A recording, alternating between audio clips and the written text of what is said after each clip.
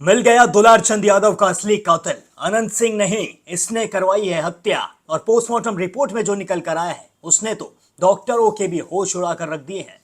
आदाब, नमस्कार, सत श्री अकाल, peace to be with you दोस्तों। मेरा नाम है जुनैद भाटी और आप देख रहे हैं द न्यूज फीवर। जैसा कि आप सभी जानते हैं, बिहार में कुछ ही दिन में चुनाव आने वाले हैं, लेकिन चुनाव से पहले ही बिहार का मौसम बड़ा ज्यादा गर्मीला हो गया है। जी हाँ, यहाँ पर दिन दहाड़े हत्या कर दी गई है और हत्या भी किसी आम आदमी की नहीं की गई है, बल्कि ऐसे व्यक्ति की हत्या की गई है जो खुद में एक दबदबा रखता था। जी हाँ, मैं बात कर रहा हूं दुलार चंद यादव की।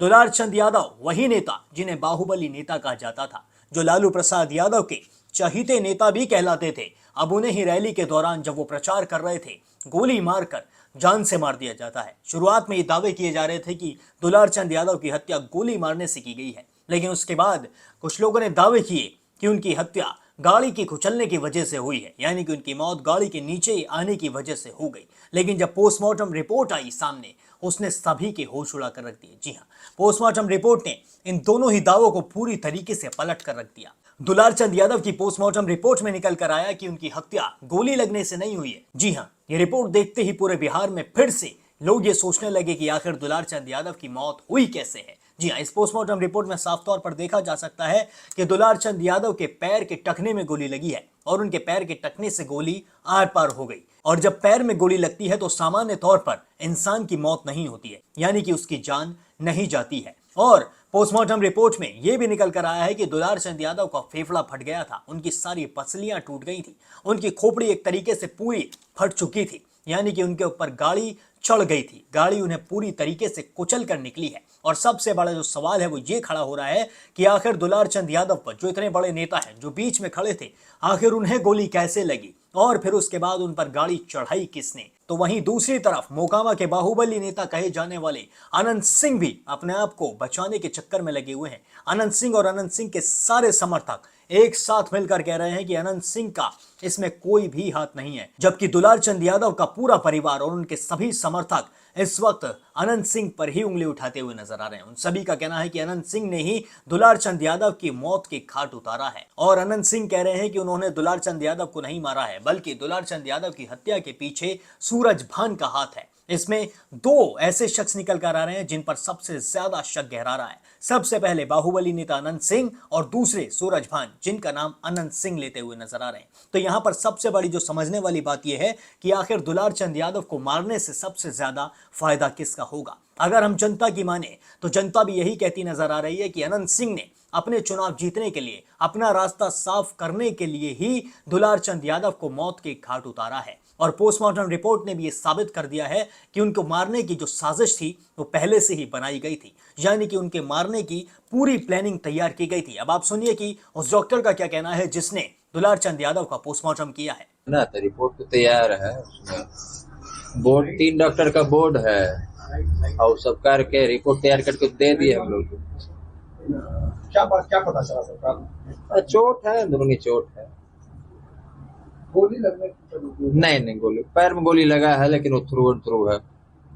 गोली पैर में नीचे बाया एंकल जॉइंट से है, तो गोली पार है, आर पार है, उससे वैसा कुछ खास चोट नहीं है वो। तो अगर जान एंकल जॉइंट पे लगी है सर, तो क्या उससे मौत नहीं मतलब? नहीं, उससे नहीं हुई। तो क्या लगता है सर कि क्या मौत हुई हो? उनको बहुत शरीर, पूरे शरीर में चोट है, अंदरूनी चोट है, सीना उना में हो सकता है। तो रिपोर्ट देखने के बाद पता चलेगा। हम लोग 3 डॉक्टर का बोर्ड है, बैठ के हम लोगों ने जो रिपोर्ट तैयार किया वो देखने के बाद स्पष्ट हो जाएगा। हड्डी भी है जहाँ पे उनकी गाड़ी। हाँ है, वो एक्सरे हुआ है, 10-12 एक्सरे भी हुआ है। तो एक्सरे वाले रिपोर्टिंग करेंगे तब उसका आएगा, उसके अलग डॉक्टर होते हैं।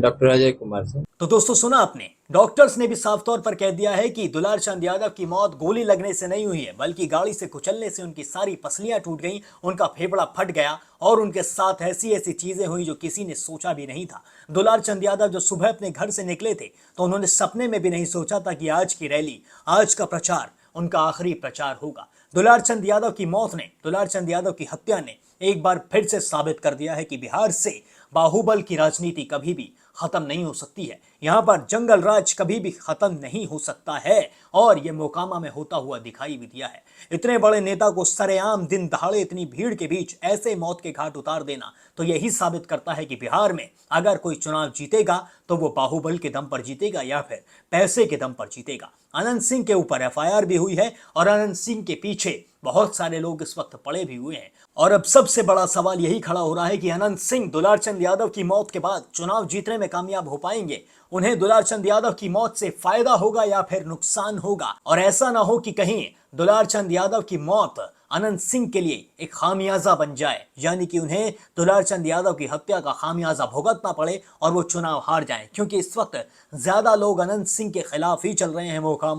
मोकामा में जब से दुलारचंद यादव की हत्या हुई है तभी से सभी ने अनंत सिंह की इमेज को और ज्यादा खतरनाक बना लिया है। सभी के मन में इस वक्त यही ख्याल है कि बिहार या फिर मोकामा के अंदर स्वास्थ्य, शिक्षा और भी कई सारी ऐसी चीजें हैं जिन पर सवाल नहीं खड़े होते हैं, बल्कि यहाँ तो बाहुबल से राजनीति चलती है। यहाँ पर सभी नेता सिर्फ बाहुबल दिखाने में लगे हुए हैं। सब नेता के आगे बाहुबली नेता लग चुका है। बिहार के इस वक्त 70% नेता अपने नाम के आगे बाहुबली लगाना पसंद करते हैं और ऐसे ही अनंत सिंह भी हैं और ऐसे ही दुलारचंद यादव भी थे। दोनों को बाहुबली नेता कहा जाता था। अब दुलारचंद यादव तो इस दुनिया में नहीं रहे हैं और सबसे बड़ा सवाल है वो यही है कि आखिर दुलारचंद यादव को मौत के घाट उतारा किसने है? सूरज भान या फिर अनंत सिंह या फिर कोई तीसरा ही चेहरा निकल कर आएगा इस हत्या के पीछे?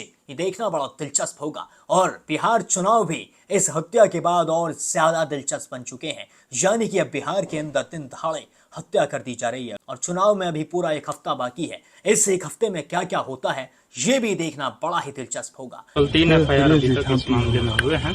इस मामले में जो है अभी आज दिन में जो है मृतक है उनका शव यात्रा निकाला गया, जो अभी यहाँ से जो है पोस्टमार्टम होकर अब वापस जो है उनके घर जाते हुए घाट पे जाएगा।